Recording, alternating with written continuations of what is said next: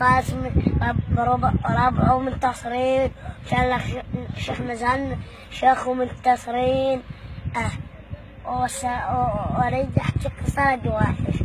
انا على ابوهم بخلص من وجابوا لكن انا نيش شنو هذا قشمرونه سزيه، هذا اللحيه، هذا النجامه، هذا لازم اتكفش النجامه، لازم ما نلبس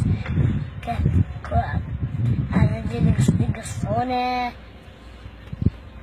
ما ادري شلون. دواعش ان شاء الله ان شاء الله. واحنا راح ناخذ غيره ظلت المواصل الك ما ظل ولا قندره ان شاء الله. حد الشعب يطمطر وان شاء الله يا ربي كلهم جلدوا ما جلدونا ان شاء الله يا ربي. ما يقدر ولا قندره هنا. وين يروحون؟ يروحون أجلاب الصيد يوصلونه هذا يوصلونه سلاسلنا لسنا هذا هذا شنو؟ هني راح أصير. قولي حني الحج الشعبي. أنا حاج الشعبي وأنا أقابلهم أو أهينهم فوق الناس وما يقدر ولد قندره.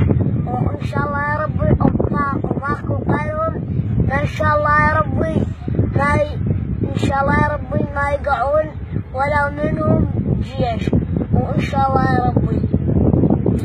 وهاي الحركة الحوارات راح تقدم عليها هم راح نقدم اللحية راح نجيشها ان شاء الله يا رب. ادعي يوصلون شلون قناديل بالموصل وراح نطفشهم وراح اوديهم وين ينقلعون ما يعرفون وين ينقلعون، ما يعرفون وين ينقلعون ويشتكلون واحنا نكيف ونشبك الجيش.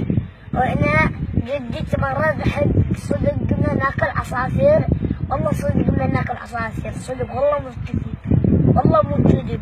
ما عندنا مش قمنا نتقطع والله العظيم.